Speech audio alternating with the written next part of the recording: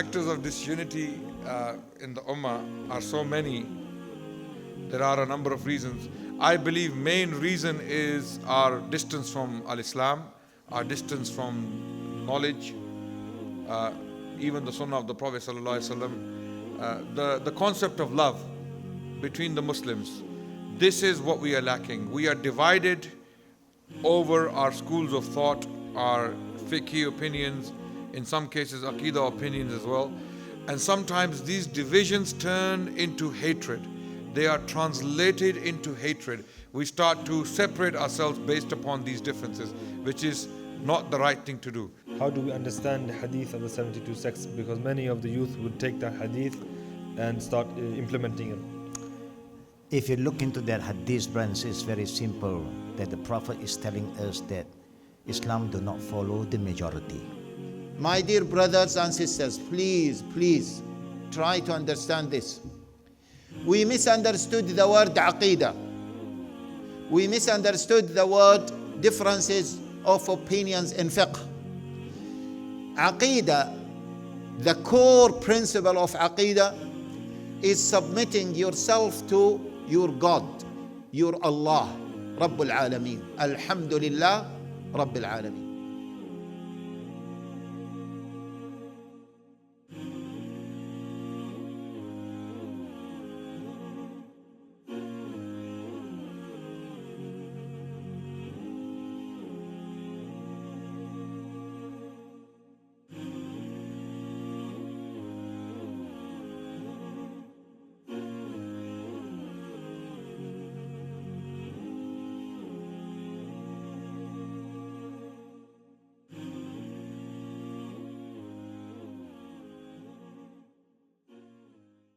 Our discussion today is about how do we unite the Ummah. We see that the Ummah is suffering. We see that the Ummah is disunited. You have disunity in terms of nationalities, race. You have the Pakistani masajids, and you have the Somali masajids, and so on and so forth. And even within the nationalities, you will find that the Ummah is disunited. Furthermore, you have differences in terms of aqidah. You have differences in terms of fiqh. And you have differences just in terms of how to run things. So the result is that the Ummah is splintered, is disunited. How can we come about and solve this issue? That's what we want to discuss today, inshallah. I will begin with a very simple question, and we will go furthermore after that, inshallah. I will ask, what are the main factors of disunity in the Muslim Ummah today? I would like Ustad Adnan to begin, inshallah. Bismillah ar-Rahman ar-Rahim. What are the main factors? In the presence of the shuyukh, I don't think I should be speaking anyway. It's disrespectful. So why are you here? I shouldn't have said that. I'm here because I need the barakah. My barakah travels. You don't need to come to it. Even if you are in Pakistan, my barakah will come to you. I'll just say it anyway. Yes. I'll say it anyway. Okay. The factors of disunity in the Ummah are so many. There are a number of reasons. I believe main reason is our distance from al-Islam, our distance from knowledge, even the Sunnah of the Prophet ﷺ, the concept of love between the Muslims. This is what we are lacking. We are divided over our schools of thought, our fiqh opinions, in some cases aqidah opinions as well. And sometimes these divisions turn into hatred. they are translated into hatred. We start to separate ourselves based upon these differences, which is not the right thing to do. This is to put it briefly. Yani, now the Shaykh can, inshallah, elaborate on that. Yes, if I may say, well, as Brother Adnan Rashid said, that there are a number of reasons. But I think, to be honest with you, my dear respected brothers and sisters, the main reason from a practical perspective, I mentioned two reasons. First of all, the problems with our hearts. We don't have pure hearts. This is the first reason. The second reason is lack of ability to manage our differences. Now, regarding the first reason, look in the Quran. Allah Jalla wa Ala says, وَأَلَّفَ بَيْنَ قُلُوبِهِمْ لَوْ أَنفَقْتَ مَا فِي الْأَرْضِ جَمِيعًا مَا أَلَّفْتَ بَيْنَ قُلُوبِهِمْ وَلَكِنَّ اللَّهَ أَلَّفَ بَيْنَهُمْ. He united what? Their hearts. Which means that unity starts from what? From here. The unity of the hearts. Not anything else. And that's why we all know that if you disagree with a very close friend of you, then you will tolerate that difference or that disagreement. But if you disagree with someone whom you hate, this disagreement will become a huge issue and a reason for real disunity. The second reason is lack of management skills to manage our differences, and that's why the previous scholars spoke a lot about about the etiquette of differences. Although I believe that this is a secondary reason. Jazakallah khair. Shaykh Hussain, why is there a need to unite the Ummah? Could you elaborate on that? Why do we need to unite the Ummah? Is it not okay how it is? Bismillahir Rahmanir Rahim. Alhamdulillahi Rabbil Alameen. Wassalatu wassalamu ala Rasulillah wa ala alihi wa sahbihi ajma'in wa ba'd. We all Muslims are aware that we are not united once upon a time. Allah Himself said, إِذْ كُنْتُمْ أَعْدَاءً فَأَلَّفَ بَيْنَ قُلُوبِكُمْ فَأَصْبَحْتُمْ بِنِعْمَتِهِ إِخْوَانًا. Allah is the one who created all of us different. Just example, the one who are here with us, we are so different from Turkey, Morocco, Somalia, Pakistan, Norway, from Egypt, from so many countries. Who created all these differences? Allah. But Allah Rabbul Alameen, who have created all of us so different, He sent His wahyu, Quran. And He sent a prophet, one man, Muhammad Sallallahu Alaihi Wasallam, to unite all of us. فَأَلَّفَ بَيْنَ قُلُوبِكُمْ فَأَصْبَحْتُمْ بِنِعْمَتِهِ إِخْوَانًا. The ni'mah that Allah have given us is Islam. But what happened to all of us? We have returned back to the Jahiliyyah. Show you example what caused us to be so different. Once upon a time, we don't know each other because of race. But then Islam come and unite all of us, become one family. Become innamal mu'minuna ikhwah. All believers are brothers, sisters, family. And then we go back to Jahiliyyah. Jahiliyyah is talking about race. The Prophet ﷺ said, Man da'a ila asabiyya wa qatala ala asabiyya fa maytahu maytatan jahiliyya. We have race, no problem, but the race that Allah has created is not for you to disunite. It's for you to get together and complement each other. So when you are here, simple example, brothers and sisters, when you don't want to go back to the book of Allah, you want to entertain your tradition, your feeling, you cannot be united. Unity will come when everybody's heart submit to Allah, obey what Allah wants us to follow, and the sunnah of the Prophet, inshallah, we will solve all our problems.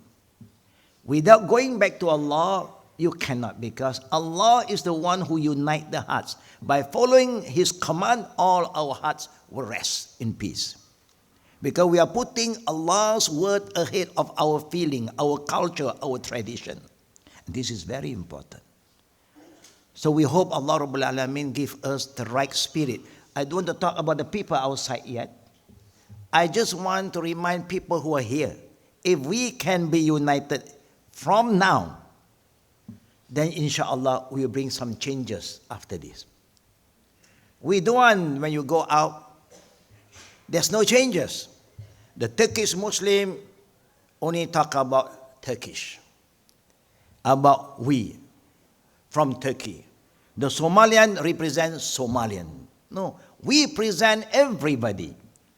The Prophet was sent as a mercy to the world. Rahmatul lil alamin, linnasi jami'an. A Muslim must always present everybody. Don't present your race, your tradition. Inshallah, with this spirit, we make changes. I don't want to talk about other people who are not with us here. We will pray for them, but we must make changes from now. Then you will see the result. We can be united, inshallah. Jazakallah khair, Sheikh.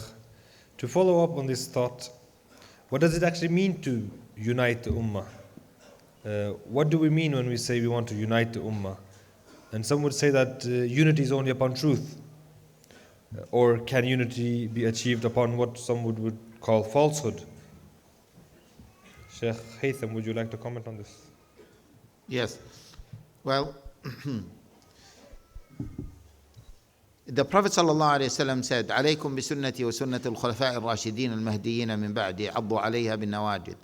Stick to my sunnah and the sunnah of the four rightly guided caliphs, or the rightly guided caliphs. He didn't say the four. So what was the sunnah of the Prophet ﷺ and the rightly guided caliph, and what was the sunnah of the Ummah throughout the last 1400 years? The sunnah of the Ummah is to have the whole Ummah united under one leadership. It was known as the Khalifa. That is the ultimate aim of the unity of the Ummah. And that is obviously the best aim. And all the scholars agreed that such unity is an obligation upon the Ummah. If we want to talk technically, some scholars like Al-Qurtubi and others, very few mention that if the Ummah become so huge, then it cannot be united under one leadership. That is a technical issue. Some other scholars said, yeah, but now it can be, because at that time communication was difficult, etc. So the conclusion is the first level of the unity of the Ummah is that the entire Ummah is united under one leadership. Now, if the Ummah cannot be united under one leadership, the entire Ummah should be united in terms of the main policies. The main policies. What does that mean? Means if they want to, in particular, in politics and economy, yes, in order to maintain what is known as social justice and to bring the dignity for the Ummah. Because if the Ummah politically and economically have different conflicting views, the Ummah will be weak, obviously. Not the Ummah of Muhammad ﷺ only, but any nation. If they are politically divided, economically divided, then that nation will be weak.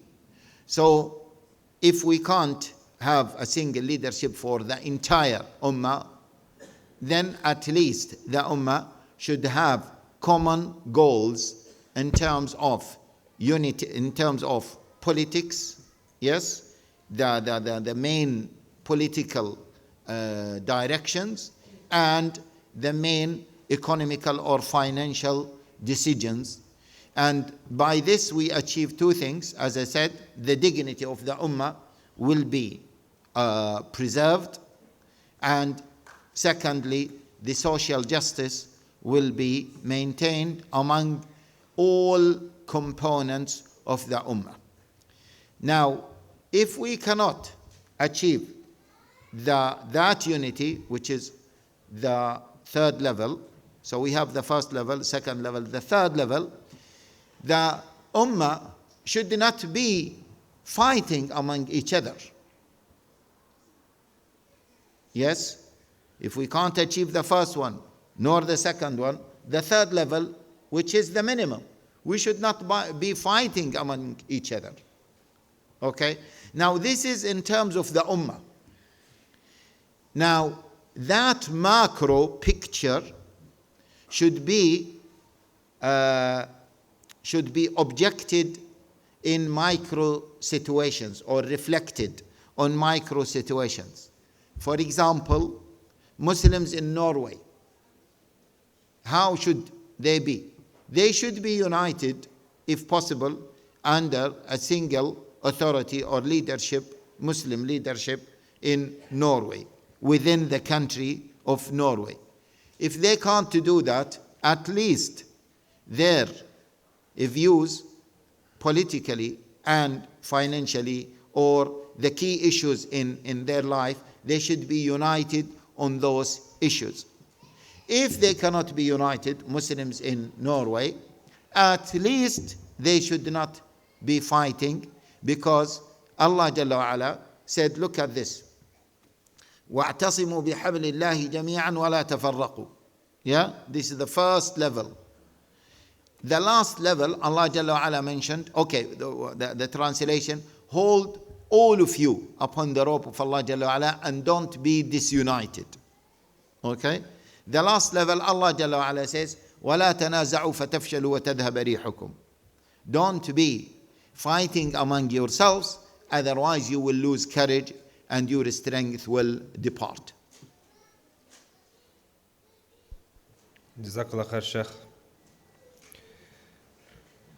My next question is, how should we avoid that the differences among Muslims affect our collective interests? And I will give an example. Recently, in the Norwegian community, a sister was hired to work in the Norwegian Muslim Council wearing niqab. And the media made a big issue about this. So some of the organizations or some of the masjids in this council, they wanted to retract their membership in the organization, in the National Council. But of course they had their differences from the past as well. But my question is, when we see that there are certain differences among Muslims, how should we deal with this to preserve the big cause for the Muslims?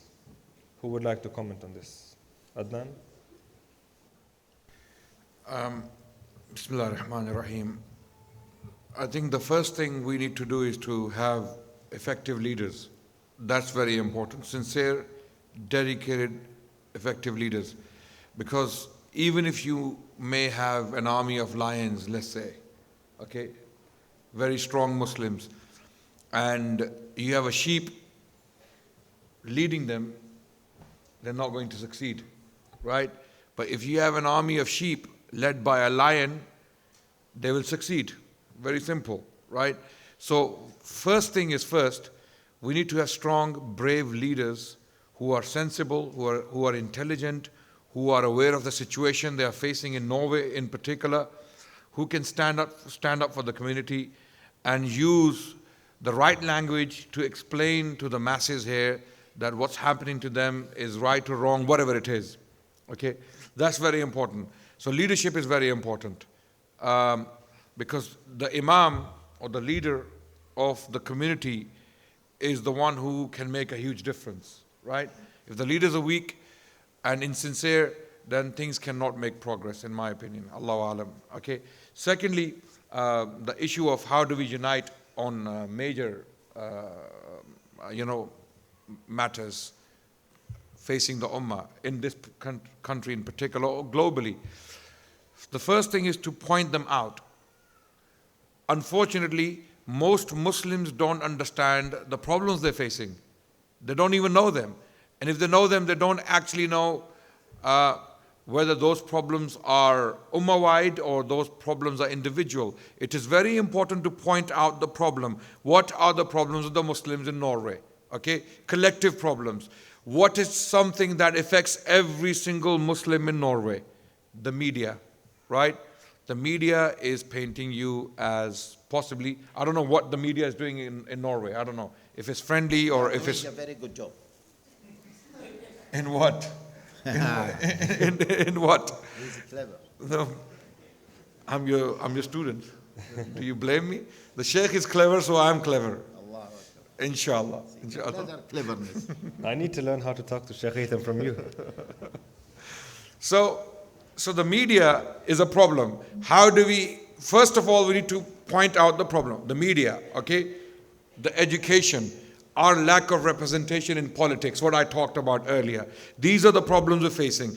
Once they are highlighted, then the major leaders in this country, they need to get together, whether it's mosques, institutions, organizations, they need to agree on these problems, that these problems are actually truly problems. Once they have been acknowledged as problems, and if the leaders are sincere, inshallah, I am very, very optimistic the solutions will come up, inshallah. I think these are the basic issues we're facing. Some would say that it's difficult to unite when there is so many differences among us. So, what is the correct way to deal with differences in terms of fiqh? Let's say you have a person who follow certain opinions, and you have other people who follow certain other opinions. What is the correct way to deal with these kinds of differences? Sheikh Hussain? To all the brothers and sisters in Islam, I think we have a problem of crisis of iman. When you have the right iman, the right faith, you know how to solve your problem accordingly. The iman will guide you. Allah Rabbul Alamin have reminded us, Ya ayyuhallazina amanu ati Allah wa ati rasul wa ulil amri minkum. Fa in tanazaqtum fi shay'in farduhu ila Allah wa rasul. In kuntum tu'minuna billahi wal akhir. Zalika khairu wa ahsana taqwila. This is the word of Allah. He created all of us. He knows that we always have differences. Allah created all of us. He knows we always have differences. So He guides us. If you who believe in Allah, now, He said, it start with iman. If you have the right iman, your iman will discipline you to obey Allah's command and obey the teaching of His Prophet. And also the leader who obey Allah and who obey the prophets. Now, how do you know whether this leader obey Allah and the prophet or not? Allah said, if there is any disagreement, dispute among yourself, you have your opinion A, B have opinion B. It is an opinion, brother and sister. Do you put your opinion more important than what Allah and the Prophet want us to do. That's why Allah said, a good leader is a leader who, when you have differences, he don't entertain your opinion, neither his opinion. فَإِن تَنَزَقْتُمْ فِي شَيْءٍ فَرُدُّهُ إِلَى اللَّهِ وَرَسُولِ. You have to go back to what Allah said. And what the Prophet have taught us, khalas. You have only one God, Allah. One Prophet to refer, Muhammad. How can you be disunited? Unless you choose not to be united. I know there's a saying, the Muslims are united not to be united. You understand that meaning? And that's why until today we are not united, because we are united not to be united. It's a very weird thing that happened to this ummah. So lastly, once I like to quote this ayah, is very important. Ayah that I always say wherever I go. Allah said, Ya ayuhan nas, inna khalaqnakum min zakarin wa untha, wa ja'alnakum shu'uban wa qaba'ila li ta'arafu. Inna akramakum indallahi atqakum. Ila akhir ayah. O people, now Allah is talking about people, not only to you or me, every one of us. Allah is telling us, He created all of you from one male and one female, from Adam and Eve. And He decided to make us into nation and tribes. We are so different. But what is the beauty of Islam is that, especially whoever is in Norway today, you came from different part of the country. But when you are here, you must learn how to represent Islam as one ummah. No more representing your culture, your tradition, your race, but represent Islam. Islam is representing the ummah. Allah said, I make you into nation and tribe not for you to fight, to be proud, but to get to know each other, compliment each other, share with each other. And the best among you are those who are piety to Allah, not because of your race. The Prophet have said, لَيْسَ الْعَرَبِيٌّ فَضْلٌ عَلَى الْأَعْجَمِ إِلَّا بِالتَّقْوَى. Look at the teaching of our Prophet. Unite everybody, even he was an Arab. He's talking to the Arab. He reminded his people the Arab is not superior than the non-Arab. Why? Because that's what Islam wants us to know, that we must learn how to live like an ummah and put aside all our tradition, culture, race, and let us focus into Islam. When you do that, that shows that you have the right iman. If you fail, it's a crisis of iman that we have to tackle from today. Don't think this is just fiqh. No. Fiqh is a minor thing. It's a problem of our iman. So may Allah strengthen our iman and make us humble ourselves and submit to Allah and the teaching of Prophet Muhammad sallallahu alaihi wasallam. We will be united, inshallah. Jazakallah khair, Sheikh. To move on, in theory, it's very beautiful that we should unite upon the Quran and the Sunnah. But when it comes to the practical terms, it's very, very difficult, because everyone have their own interpretation of what the Quran and the Sunnah is. So when it comes to issues of Aqeedah and differences of Aqeedah, you have different schools in Aqeedah. How should a person or the youth among us today interact with people who have differences of Aqeedah or follow another understanding of the Aqeedah? How should the unity, how can you achieve unity upon this? Shaykh Haitham, would you like to comment? Okay. Bismillah ar-Rahman ar-Rahim. Alhamdulillah wa salatu wa salam ala Rasulillah. First of all, the brothers, are they awake? Yes. What about the sisters? Allahu Akbar. طيب. Are you ready to listen? Yes. Listen and obey. Yes. سمعنا وأطعنا. Not سمعنا وعصينا. Yeah, listen and obey. Yes or no? Yes. Are you happy with the answer, Sheikh? Sheikh Hussain Yee is not happy with your response. Say it again in order for Sheikh Hussain Yee and Sheikh Adnan to be happy with the answer. Yes or no? Yes. Alhamdulillah. Look, very beautiful smile. And Sheikh Adnan Rashid, mashallah. Okay. See, in this place, we have our differences. Yes or no? Do we have something common here or not? Which is what? We need to stay in this place. Agree? Yes or not? Yes. No, we have some non-Muslims here. Okay? Now, in this place, in order to run this place effectively, shall we be united for the benefit of all of us living in this place or not? Yes, yes or no? Yes. If you don't answer, I will just throw this on.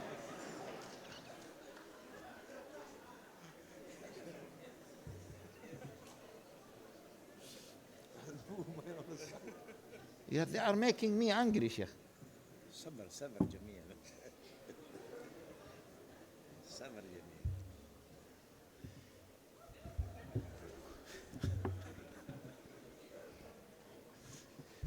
In this place, my dear brothers and sisters, we have here non-Muslims.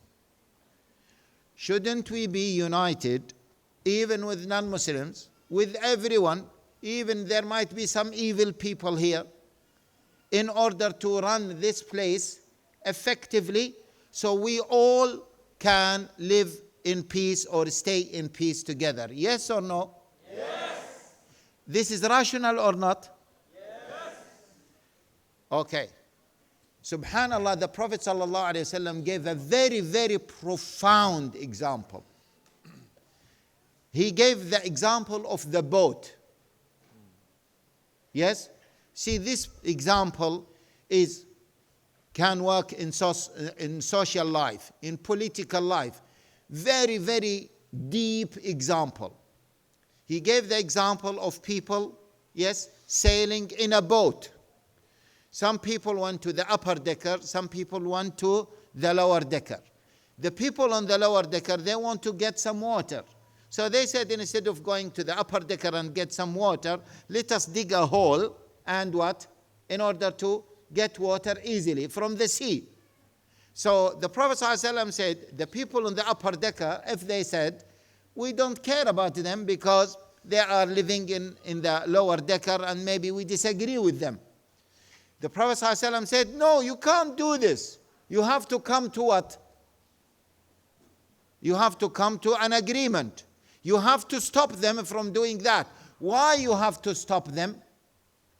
Because all of us are living in one boat. If we don't work it together, then the boat will sink. Who will sink? Who will die? The people in the lower decker or the people on the upper decker or everyone? Excellent. Wallahi, my dear brothers and sisters, I've been contemplating upon this hadith for a long time, and I decided to record in Peace TV 13 episodes about it. The political angle of it, the social angle of it, the aqidah angle of it, everything. Very profound.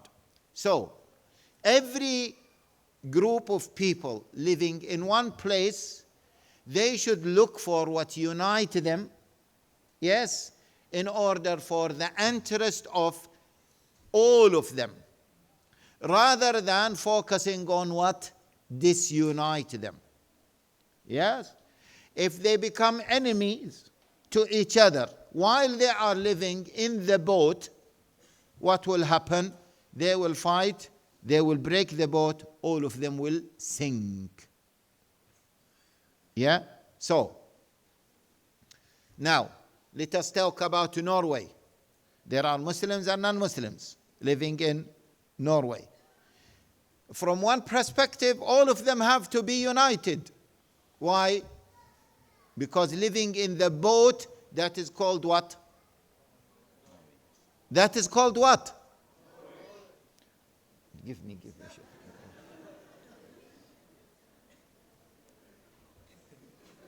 Wallahi, just because I am taking wisdom from Sheikh. We are living in a big boat called what? Norway. So, whether we like it or we don't like it, we have to have a form of unity. Agree or not? Yes. You might disagree with your neighbor, but are you going to fight every day with him? It doesn't work. Agree or not? Yes. At home, with your wife, you have your disagreements. Yes? With your children, you have your disagreements. Day and night fighting, day and night fighting, day and night fighting. Will it work? No. So you have to have common terms in order to live with others. This is the summary of everything. They say, from a social, political perspective, any people, any group of people, whether they are living in one place or in different places, if they have something in common, they have to be united in order to what? To increase the common good. Full stop. Now, the problem is people do not look at this. People, especially young shabab, young brothers and sisters, they focus on what disunites them rather than focusing on what? On what unites them. Agree or not? Yes. And when they focus on what disunites them or what disunites them, if it is plural, then they will see it as what? As the biggest issue in their life. Because they will just keep focusing on it, and then they will not see anything to unite them, and they will continue what? Fighting. This is what I said. The main reasons for disunity is the heart, okay? Lack of the purity of our hearts. And secondly is what? Lack of ability to manage our differences. But wallahi, my dear brothers and sisters, if you understand the example of the boat the Prophet ﷺ gave us, and what I have mentioned to explain it, wallahi, that will solve so many problems in your life. Yeah? That's why during the Islamic Caliphate, yeah, during the Khulafa Rashidin, the first period of Islam, the Umayyan Caliphate, the Abbasi Caliphate, the Ottoman Caliphate, have you ever heard some scholars who is going to the Khalifa, the Caliph, the leadership, and they told him that, listen, there is this sect, yes, deviant Muslim sect. You need to kick them out of our caliphate. Have you ever heard of this? Have you ever heard of this? That some scholars, Imam Ahmed, for example, or others, yes, Imam Abu Hanifa during the beginning of the Abbasi Caliphate, or other Imams, went to the leader of Muslims and he said to him, you need to kick out this group of deviants. Because they are deviants, we cannot be united with them. Have you ever heard of this? It never happened. Why? Because if you do that, the problems will become what? Bigger. But if you keep them, then at least you might work out something. This is the summary of the whole issue regarding unity. Wallahi, I came up with this conclusion after long contemplation. So please think about it carefully. Jazakallah khair, Sheikh. When we're talking about unity, I think maybe it's a good idea to explain the hadith of the 72 sects. Who would like to comment on that? Sheikh Hussain or Sheikh Haitham or Adnan? 72 sects. how do we understand the hadith of the 72 sects? Because many of the youth would take that hadith and start implementing it. If you look into that hadith, branch, it's very simple, that the Prophet is telling us that Islam do not follow the majority. Islam have nothing to do with majority. If this Ummah is divided into 73, it's majority that kulluhum finnar, all will enter hell except one. So Islam have nothing to do with majority. What is important is those who follow the straight path. And the Prophet continued by saying, Ma ana alayhi wa ashabi. If you want to make sure that you are the right group, you don't have to use your opinion. You don't have to look to the east, to the west, or anywhere. You just have to look into the saying of the Prophet. He said, Ma ana alayhi wa ashabi, whoever follow my way. The way of the Prophet sallallahu alaihi wasallam, like what Allah said, "Qul in kuntum tuhibbunallah fattabi'uni yuhibbukumullah." Allah said, if you love Allah, you have to follow just one man, His messenger, and that man will guide all of us back to the straight path. And some people say, "Oh, we are not prophet. Prophet is different. We are just a normal human." Khalas, we agree. We are normal human. We cannot be a prophet. Even you want to be, you can't be. Even you claim, then people will know that you are a Dajjal. But then the Prophet, Ma ana alay wa ashabi, and my companions. And look at what Allah said. وَالسَّابِقُونَ الْأَوَّلُونَ مِنَ الْمُهَاجِرِينَ وَالْأَنصَارِ وَالَّذِينَ اتَّبَعُوهُمْ بِإِحْسَانٍ رَضِيَ اللَّهُ عَنْهُمْ وَرَضُوا. In Surah At-Tawbah, if you want to follow, look at those who Allah want you to follow. Sabiqun, those who are earlier than you, the foremost Muslim, the pioneer Muslim, and Allah make it very clear. Who are the pioneer? Your father, my father, your grandfather? No. Muhajirin wal Ansar. Who are the Muhajirin wal Ansar? Ahli Makkah wa Ahli Medina. Follow. If you want to follow, follow them. So this is one of the things that you must aware, brothers and sisters, that Islam do not follow majority, number one. And even you are minority, don't worry. Don't get upset. Why? Because the Prophet have remind us. Allah also remind us. One thing the Prophet said, Innal Islam badal ghariban, fasayaudu ghariban kama bada, fatubu lil ghuraba. Islam came like a stranger and is going back like a stranger. As long as you are on the right path, you don't have to worry about what people want to say. We are not here to please people, we are here to please Allah. When you please Allah, everything's settled. Who can solve all our problem? Allah. This is what we believe. If you don't have that problem, if you don't have the belief, you have a problem. And Allah said, وَإِن تُطِعْ أَكْثَرَ مَنْ فِي الْأَرْضِ يُضِلُّكَ عَنْ سَبِيلِ اللَّهِ. If you follow the majority of the people on this earth, they will mislead you from my way. So now it's up to us, brothers and sisters. We cannot just quote one hadith and try to interpret according to our opinion. That is the problem I quoted yesterday. When you entertain opinion, this is the beginning of your problem.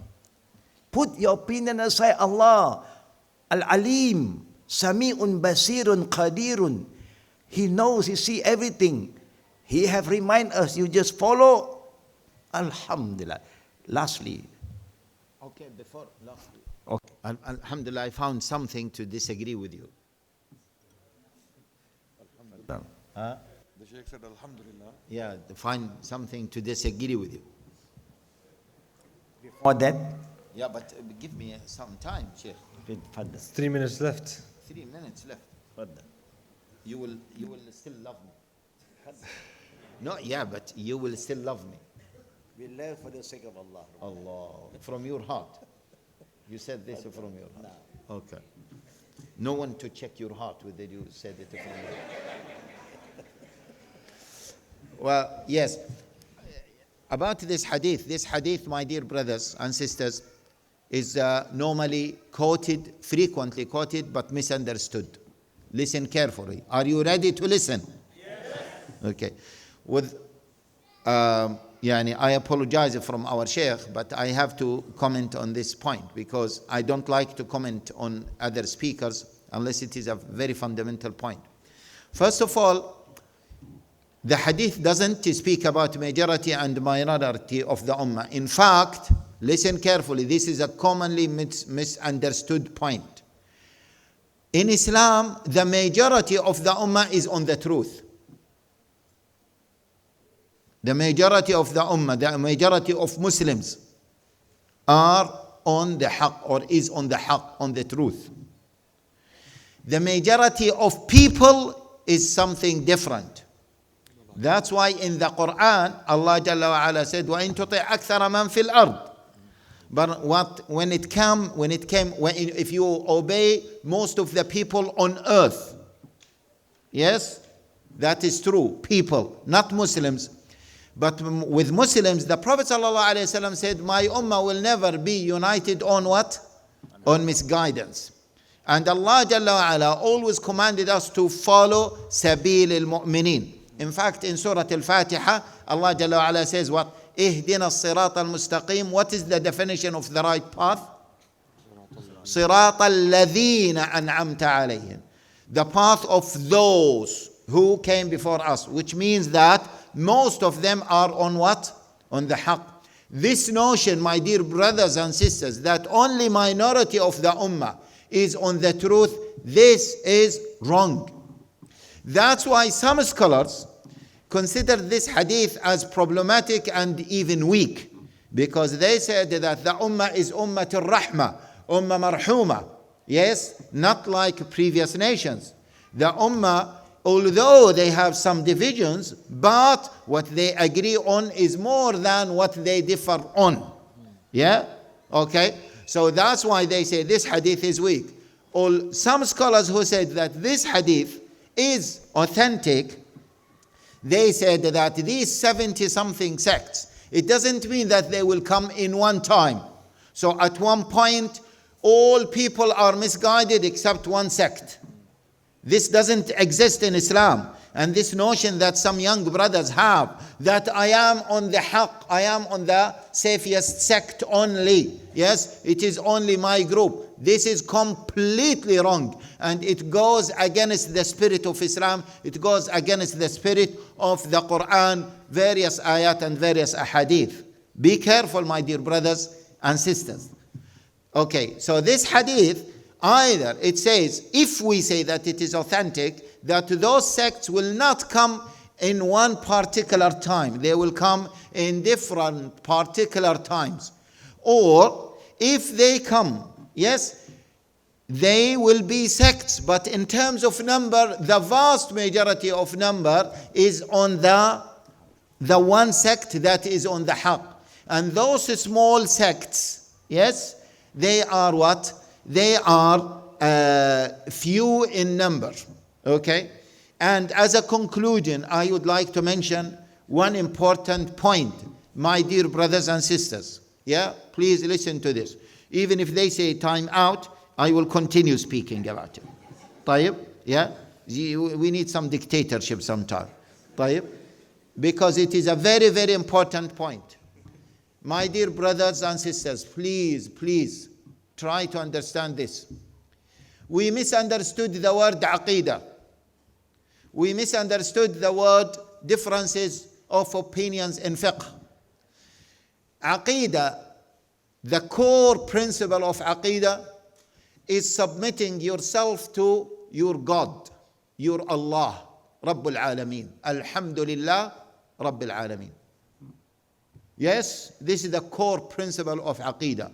That's why the few verses that came in the Quran, اقرأ باسم ربك الذي خلق. Iqra, it is a symbolic representation of submitting yourself to your Lord. Yes, this is the core principle of Aqidah.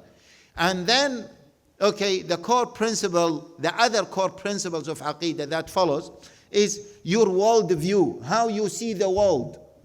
Yeah, and differentiates between Muslims and non-Muslims. Muslims, they live because they want to please their Lord. This is the world view. They are living because they know that this life is a short period of life and it is a test, and the reality comes after, the hereafter. That's why they believe in the hereafter and they work for the hereafter. This life is nothing. This is their world view. They take their legislations, what is right, what is wrong, yes, from the one whom they believe that he is what? He is the creator, he is the supreme being, he is the neutral, he is the most just, he is the most acquainted. This is again the world view. Now all Muslims agree on this. Yes or no? No. Do you believe in that? All Muslims agree on this. Except maybe very few sects. So whether you call them Salafis, Khalafis, Talafis, Malafis, Kalafis, Shalafis, what is it? Tarafis, all of them, yeah, they what? Agree that they are living in this life as a test, and they are submitting themselves to the supreme being, Allahu Rabbul Alameen. Yes, they follow his final message to the humanity, which is the message that was sent to the final prophet, Muhammad sallallahu alayhi wa alihi wa sahbihi wa sallam, and they are waiting for the time to be all resurrected. Those who follow Allah Jalla wa Ala and his messenger will be admitted to paradise. Those who rejected Allah and his messenger, they will be punished for what they have said in the fire of hell. This is the core of the Aqidah. Yes? In another word, the core of the Aqidah. Glorifying Allah, the Supreme Being. Loving Allah the most. Fearing Allah the most. And everything comes from that.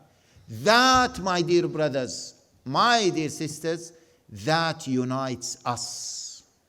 If we do not understand this, we will continue be disunited and we will fail.